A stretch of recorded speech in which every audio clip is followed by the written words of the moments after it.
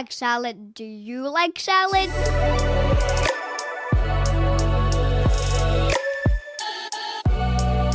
Welcome to Canadian Salad, a fun, factual, and friendly podcast about culture and integration in Canada.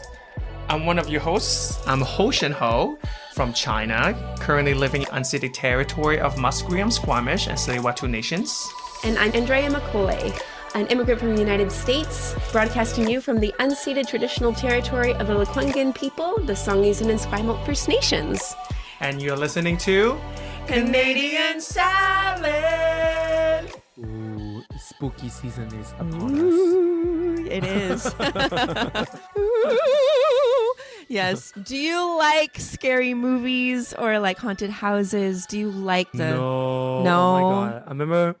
I remember my ex loved it. And then this one year, he forced me to go to the haunted house with him. And he kind of guilt tripped me. I was, oh my God, if you love me, you have to go there with me. Oh my Because I hate gosh. it. I know. Gosh. Kind of Such emotional. a stupid ultimatum. It's like kind of blackmail because Yeah. he got joy out of me being scared, which I was, now that I think of, is really like, Twisted? like, yeah, really Yeah. twisted. He got so much joy out of it. Dang. And then he just thought I was being dramatic. But then once I went to the haunted house with him, he saw how much I was afraid. He was just, okay, I'm so sorry. And then he never I'm asked so me to do it sorry. again. But then sometimes it's, why don't you take my word for it? You know, I'm really Totally. scared of it. Why do I have to experience this trauma and then For you to believe for you it, to be like, oh, okay. Yeah. Oh, I'm sorry.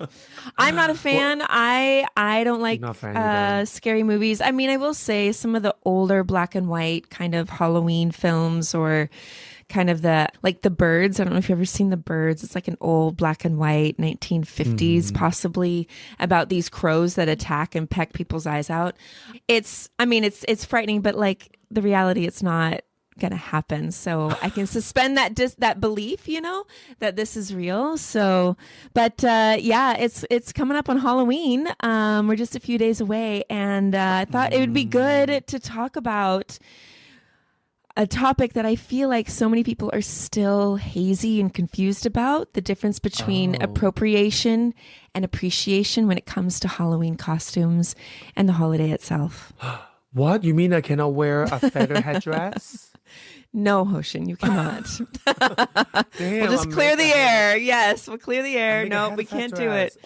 Nope, no, sir. But yeah, that's what this episode about. We're gonna kind of unpack too the history of where costumes even started in Halloween and kind of that, and then give you some very clear do's and don'ts so that when you are out there looking for a costume, or even after Halloween, if you want to participate in like a masquerade, or if you want to purchase an item from another cultural store, you know, that you'll understand the distinction between appropriation and appreciation. So that's today's episode.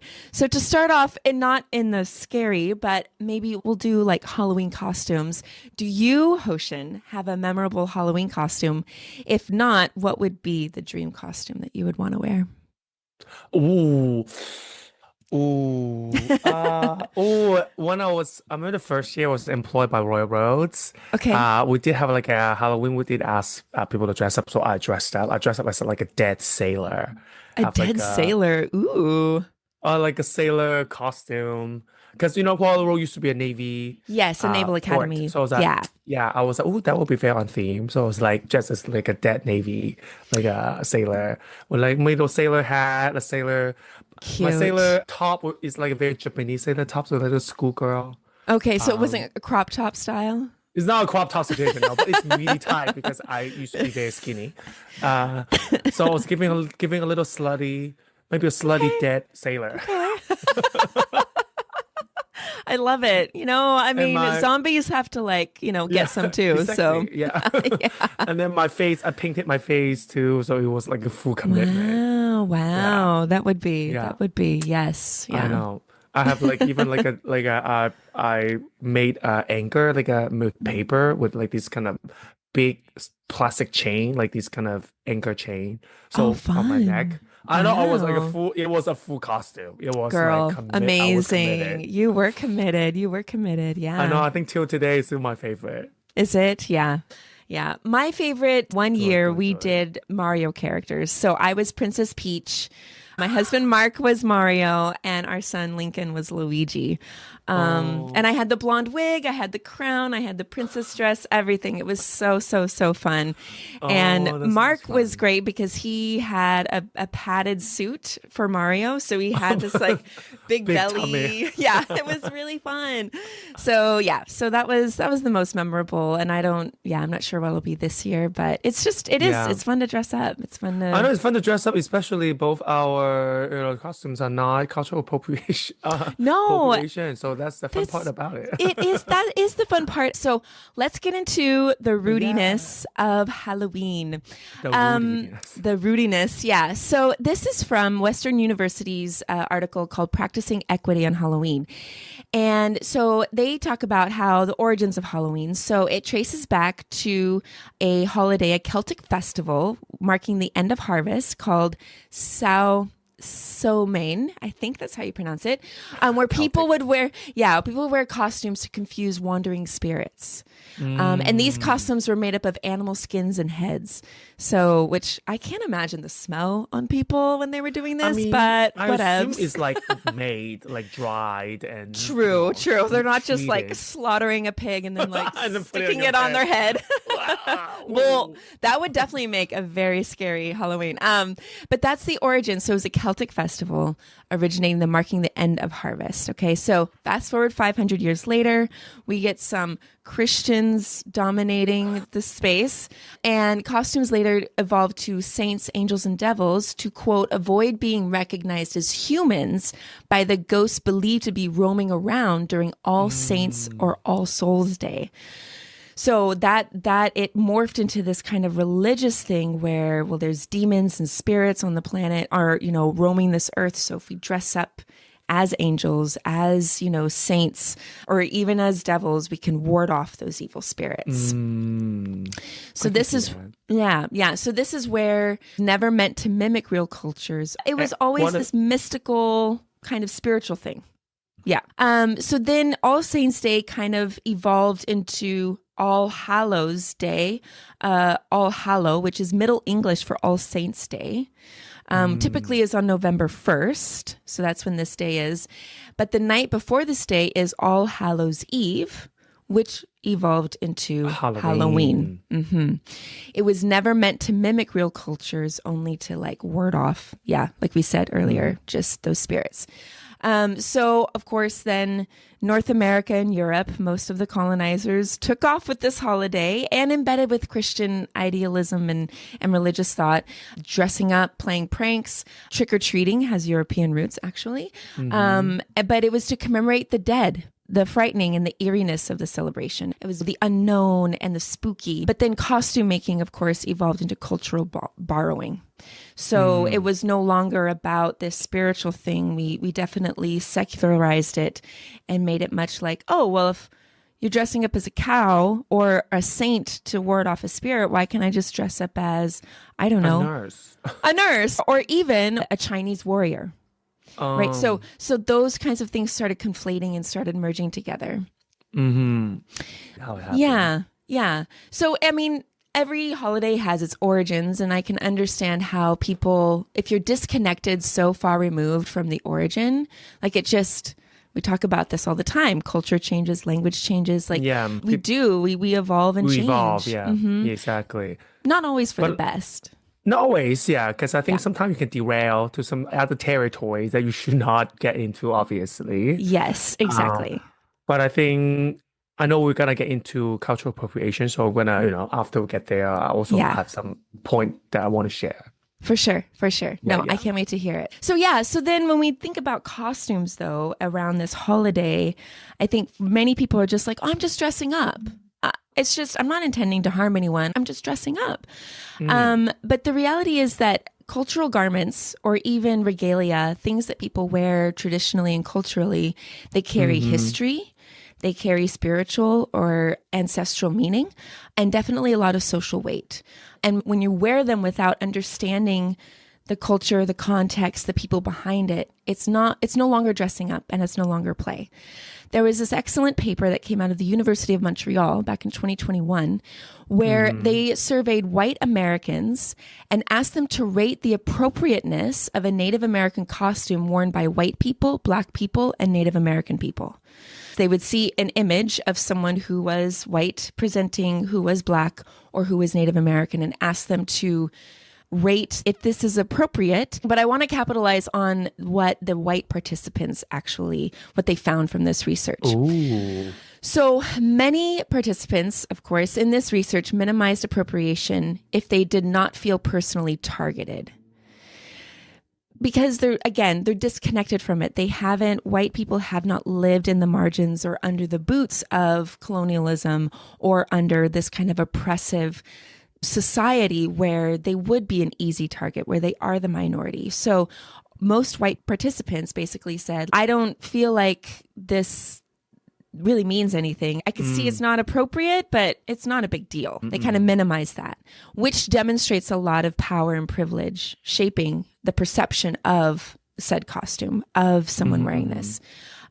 Those with higher social dominance orientation, so this is a social, economic, or social term.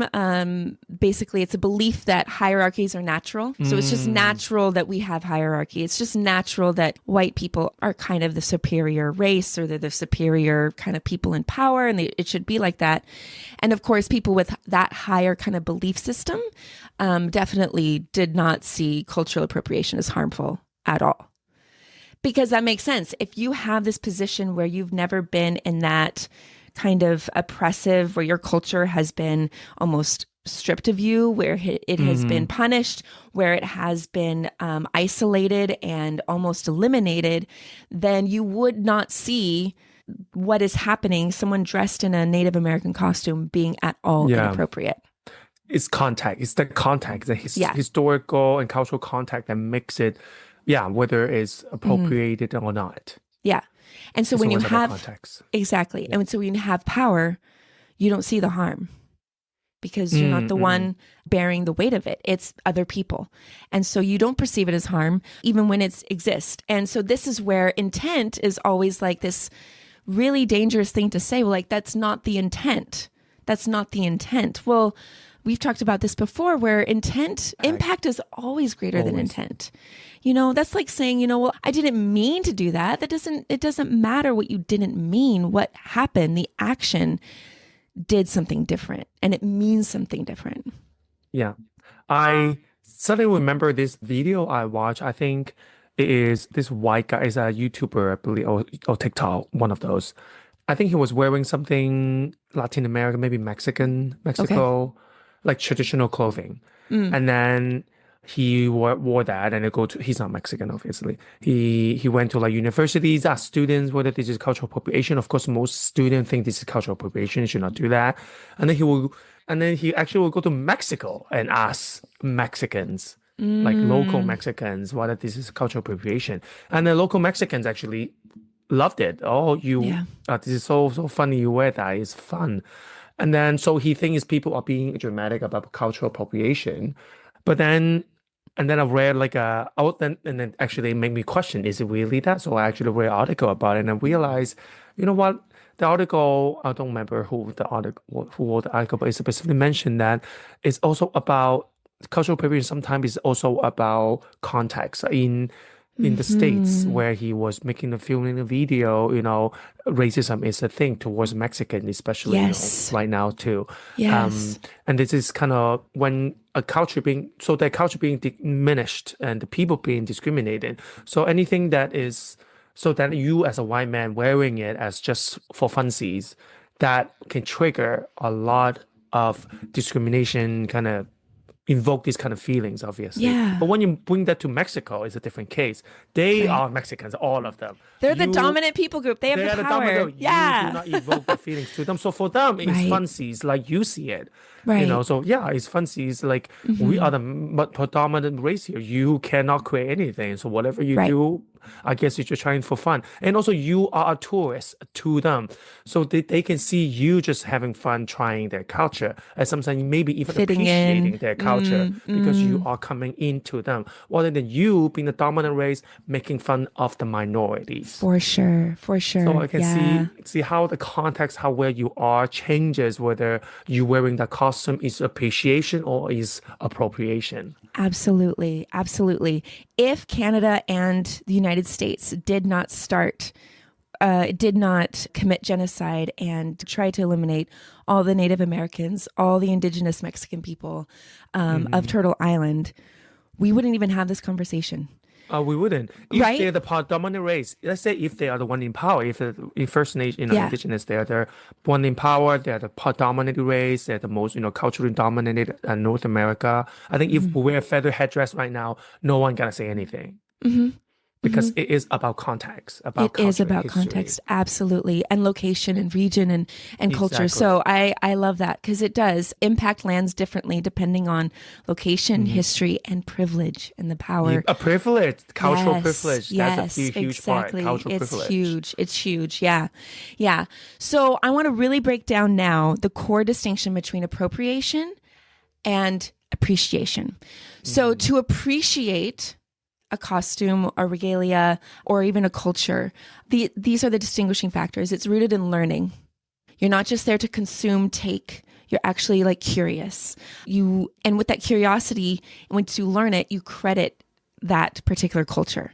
So you're not just like saying like, oh, I'm owning this. This is me. No, this actually originated in 1963 Japanese folklore. So you're actually crediting that culture and you're also building the relationship. And I think this is a big difference between just the consumer idea and which is a lot of like just even our capitalistic kind of society. We just consume things, we take things and we make them our own rather than actually connecting with the person that this is from and building that relationship and appreciating it. It comes with humility. So you actually would ask for consent before even maybe wearing it or maybe even buying it. I've been shopping with some friends and we'll be downtown Victoria and there will be a local artist, an indigenous artist. And my friends who are still kind of, don't know a lot, they're like, is it okay if I wear this? And then the artist is like, of course, like I'm out here selling this. I want you. And so it's almost that asking that permission or that consent and being willing to just say, how would you like me to honor this that I am, that I have? And that has to do with a bit of reciprocity as well, right? So I'm not just taking it. I'm not just taking the earrings. I'm actually buying them, or I'm actually going down to a bookstore or to a cultural center and I'm actually either purchasing something or I make a donation to that organization.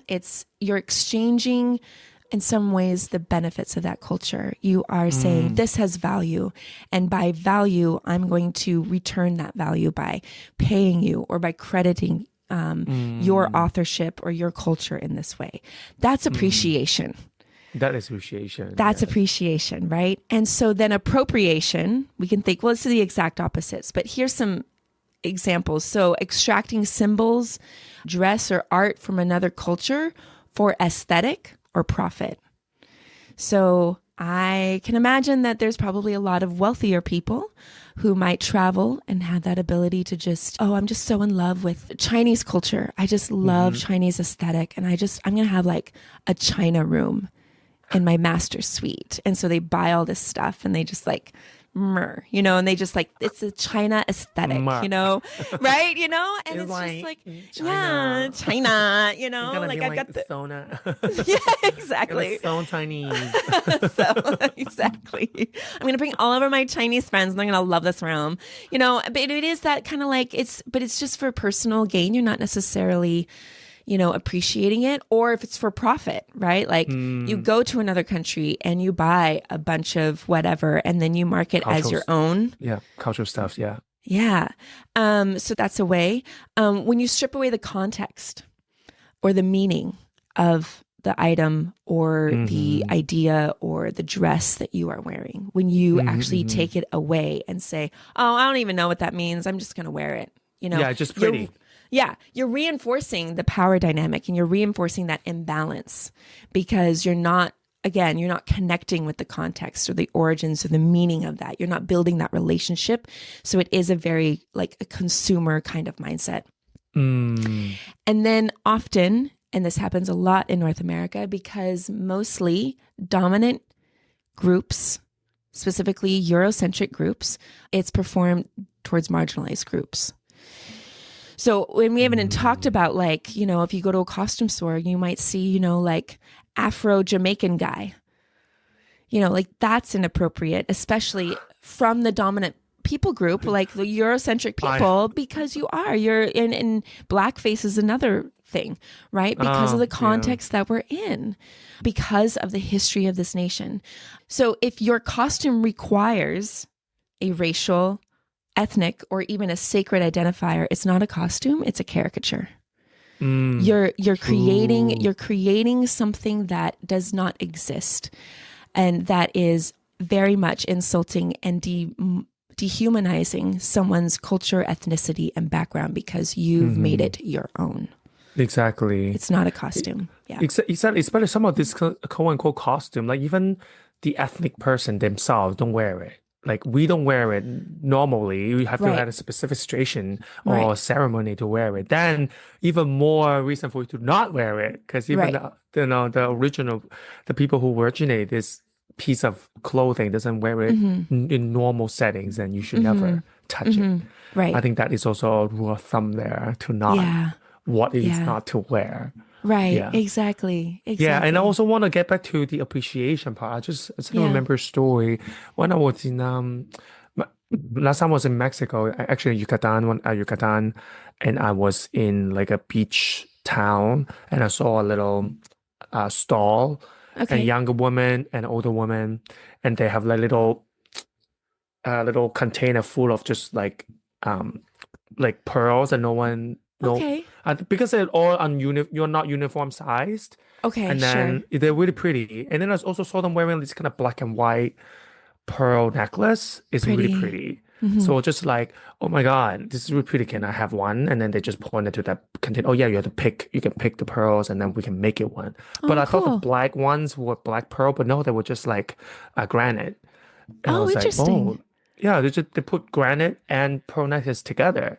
And they were telling me all these traditions they have actually because they put granite in it because they see granite is the hardest stone there, and they see it as a stone of protection. So a lot of local, in that area at least, they'll put granite into their accessories as a symbol of protection. And, you know, we're off scary spirits in some sense. I thought that's really cute. And then I also had this conversation with them about like granite, about the stones, blah, blah, and pearls. And then they were like, and then they're telling me all of this. And then they also said, usually when they make a accessory and with granite, they will actually do a little ceremony, burn a little, I forgot what kind of thing it is. So actually did it for me. They did that ceremony for me. I asked whether can I film because this interesting. I never bought a piece of jewelry. Yeah, I never bought a piece of jewelry and then people do a little ceremony for me. Yeah. And then this is still one of my favorite jewelry to wear. Wow. It is, for me, is this cultural meaning of it. Also the kindness that they show me about the patient is showing me, explaining all that. And also knowing that, you know, for them, this is a protection, a charm for them. Yeah. And I feel like it always made me realize, you know, there's a way to appreciate other cultures and be reminded of that. Yeah, for sure. That's beautiful. And then you can tell the story just like you just did now. Or when anyone sees it, you're like, well, let me tell you the story behind this, you know? Exactly. Yeah. And then tell you, you know, then they also know that, you know, they see granite as a protective stone. That's really cool. Also share that, you know? Yeah. And that's what makes, I think you're connecting with the culture and the people. And I think that is very much a beautiful story of like appreciation. Because the exact opposite would be like, hey, can I have one of those? Great, thanks. And then you just walk away. You don't sit there and listen. It's so pretty. Look at this. How pretty that thank is. you. Can you take my picture? You know, and you just walk off. You don't ever give them the time of day. Or then when you wear it, they're like, oh, I know. I just got it in Mexico.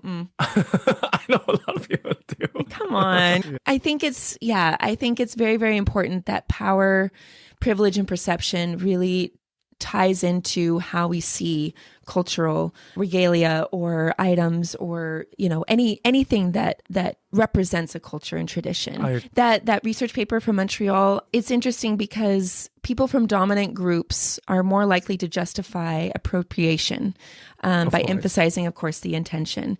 And people, though, that had stronger empathy, because there were white people in this research group that had stronger empathy and lower social dominance perceptions of hierarchy, they more readily saw the cultural appropriation and they said that that's wrong. That's not okay. So if you had a higher empathy, if you had a imagination or even a curiosity of like what was being shown to you, you actually had a better perception of what appreciation and appropriation would be.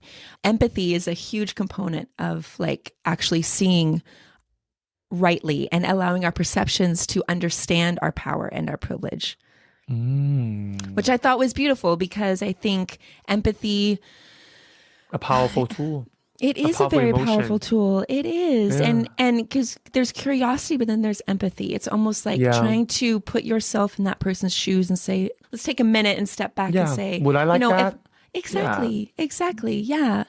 I think colonialism and even within capitalism, if we want to do our isms in Canada, you know, like it erases this nuance. It erases the in-between and all the complex layers of cultures and dynamics. And because we just see it as like, oh, it's just Mexican, or oh, it's just Chinese, or oh, it's just indigenous, we don't necessarily come at it from a perspective of curiosity. So this is where I just want to like, here's some examples, like just if people need toolkits, if you still don't have your Halloween costume, I just want to give you a little, a checklist so that I pause before you dress, if you will. Okay. Some examples would be like indigenous regalia. So sacred symbols used as party wear, black hairstyles, Afro wigs on non-Black people, which will reduce identity to novelty, creating this like, oh, look, I'm a, you know, whatever, a geisha, a gypsy, or an Arab chic costumes. So these are rooted in stereotypes and Orientalism. Really just this kind of like, I don't know, this ornamenting of other cultures and making them, I don't know, just kind of like this petness. It's kind of like, I don't know. It's like, oh, my pet. Oh, look, I've got my geisha costume on. It's just so like pristine. I don't know. Disability or mental illness costumes. They are out there, which mocks people's actual lived experiences. True. Right? Yeah. In contrast, there are a billion alternatives, pop culture icons. You can do a mythical being, like, you know, a dragon, or, you know, what do you call that? It's like half human, half horse. Oh, a Minotaur. Minotaur. Yeah. Minotaur. I think those are really cool. Good job. I know that one. I don't know why I know that one. Yeah. Or a personal expression not linked to real culture. But there's also certain things. For example, I'm thinking about dressing up as Harry Potter, but I sometimes also have to understand this cultural relationships. Like, for example, like Harry Potter is linked to J.K. Rowling, who is a transphobic icon in some sense. That's transphobic. Good. Yes. So like, I mean, technically, you know, it's not about cultural appropriation if you're dressing up as Harry Potter, but there is the context. Cultural context. Maybe the relationship it has. If you're trans friends, especially, or you care about, if you're not transphobic, I guess, maybe not Harry Potter. Yeah, that's such a good point. That's such a good point. Maybe if you want to go into the wizardry, you know, maybe pull someone from, I don't know, Lord of the Rings. You know, I don't know. There's alternatives. That's, you know what I mean? Like when people are like, oh, I can't use this word or do this costume anymore. And it's like, yeah, you can't. There's a billion other options. So choose one of the billion other options. You know? I agree. Choose one of them. Yeah, so I think these are just some questions you can ask yourself before you buy a costume or even consider, purchasing something from a cultural organization. So, am I representing a real culture, race, or religion? Would someone from that culture find this harmful or disrespectful? Am I contributing to or dismantling stereotypes? So, am I contributing to the stereotype or am I actually dismantling it? Would I wear this costume in front of people from that culture and feel proud? I love that question because I think it really forces you to think about the context of where you would be wearing this and would people actually appreciate it? Or would they be offended by it?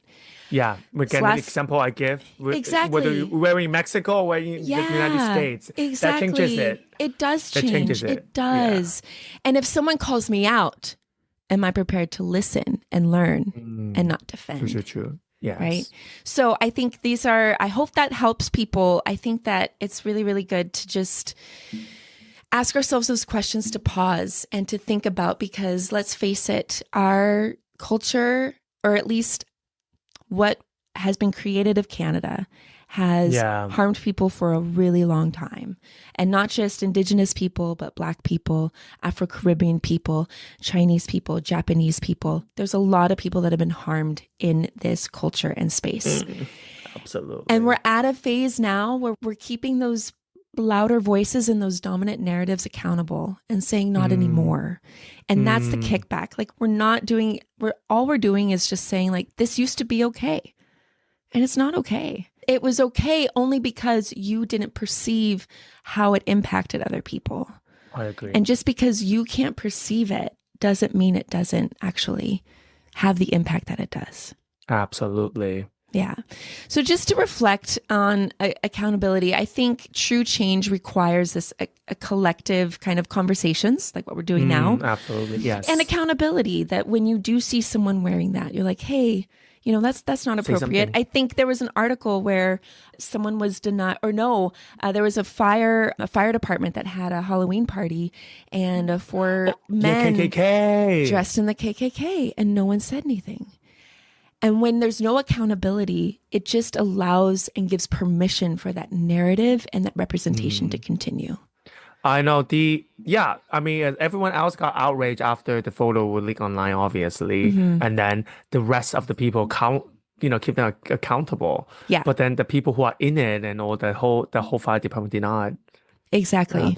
Just for fun. It's like, No. there's nothing fun about killing and racial discrimination. Like, literally that costume represents racial discrimination. Yes. So that is a big no-no. There's no debate there. Exactly. And if that the people in attendance were to be collectively like, no, you can't come in here with that costume, that's inappropriate, we would have had a different story. We maybe wouldn't have a news story, because people took action. And it's not about guilt. This isn't about guilt. This is about actually understanding, having empathy, having curiosity, and understanding context.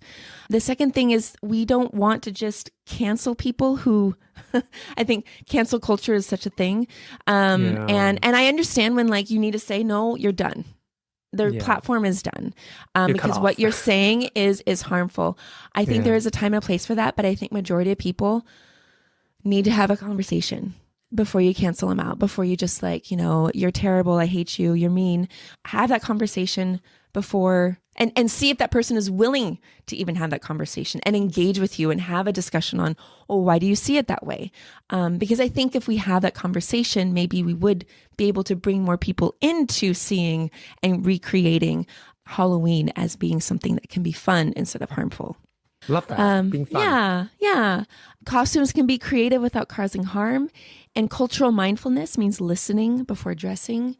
And the last thing I just want to point out is that culture isn't a costume, and play shouldn't perpetuate pain. Ooh, love that. PPP, right? Yeah. Play should not perpetuate pain. We shouldn't be causing pain with how we play. And if we are, we should take a step back and say, how can I do it differently? Yes. And I also want to mention one Halloween trend that in Japan, I think would be a really good thing to add here. Now, most recent years, Japan had this trend of dressing up during Halloween, dressing up as everyday people. Yes. Common trend. Yes. It's like Yes. this cultural phenomenon. I love it. Yeah, everyone just says, "Oh, I'm dressing up as like a tire housewife," or like they dress up as something every day, or like a bus driver that's walking home. Like they dress up. It's so great. It's so great. You can look it up too and see the costumes. Yeah. Exactly. People, I think that would be the best. It's Yeah. funny. Everyday And people. Everyday people. Yeah. You don't have to be anything, there's no specific culture was involved. No Yeah. one being mocked or potentially being mocked, I should say. Yeah. Why not do that? And it's so easy, and we are human beings. We're creative. Why are we limiting ourselves by just I agree. reducing our ability to create to something that's going to harm someone? Yeah. Why do we want to do something that potentially, Yeah, if exactly. you think this is about potential that someone may get upset about this, and don't do it. There's many other options out there. Many other options, right? Absolutely. So, yeah. Do you have any other reflections, Hoshin, before we jump to our pop quiz?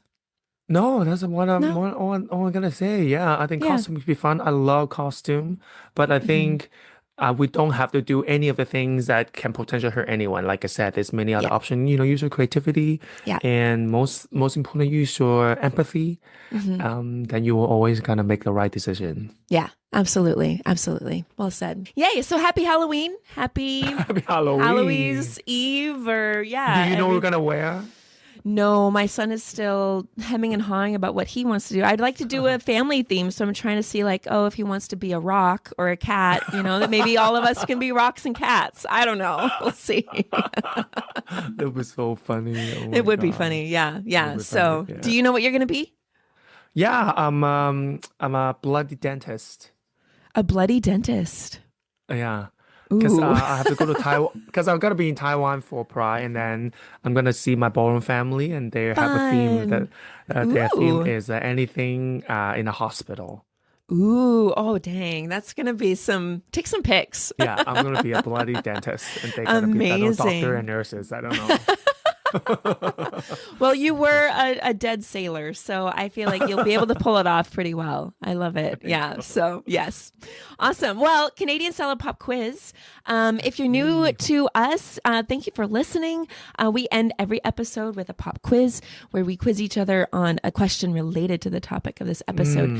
Hoshin, would you like to go first? Yeah, let's hope we Okay. don't have the same. I hope we don't. This happens sometimes. Well, Halloween is almost here, obviously. Yes, obviously. What is the top search, Google search in Canada of the top search of costume Okay, for this in year? Canada this year? This year. Okay, good. Because I have last year. Okay, for this year, is it Donald Trump? No. I don't know. Really, the Canadian obsessed with Donald Trump. I mean, mocking him for sure, but Mocking not, him. yeah. Yeah. Okay, Okay. can I do another guess? Yeah, do another guess. I don't want to end It's with that. pop culture reference. It's pop Culture. Is it K-pop Demon Hunter? Ah! Yes! Ding, ding, It is! ding, ding. No, it is. Oh my God. Really? You are right. I can't believe. Oh my God. Good job. Oh, wow. I just know that movie, I haven't seen it yet. I want to, but I know it's just so popular. I was like, okay, popular pop culture. It's I a top know. search.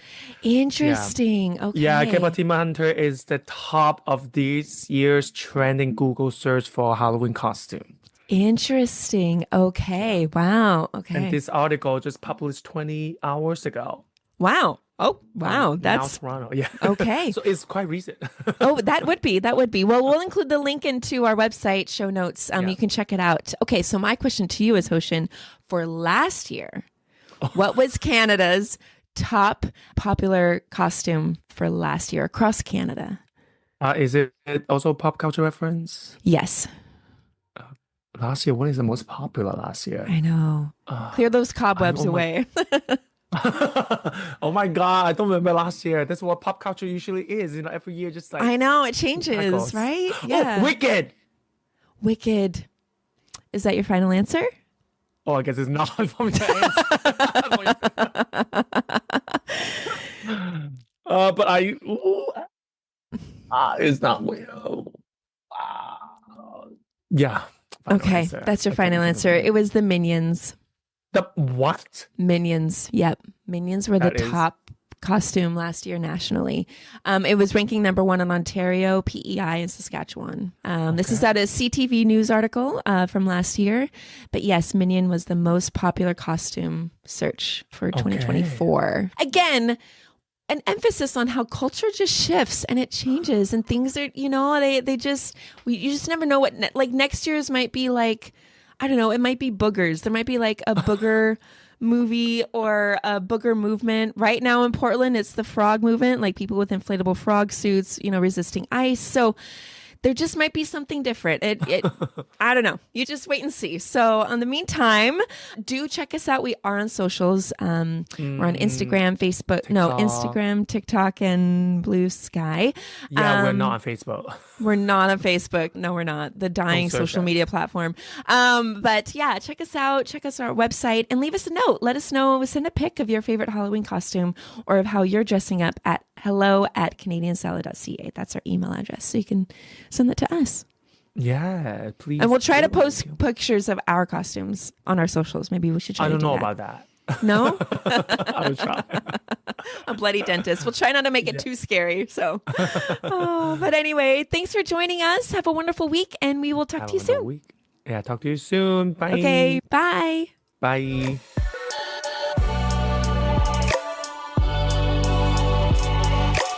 Canadian Salad is written and produced in British Columbia, Canada by Hostion Ho and Andrea McCoy. Theme music is by Naver Avatyan from Pixabay.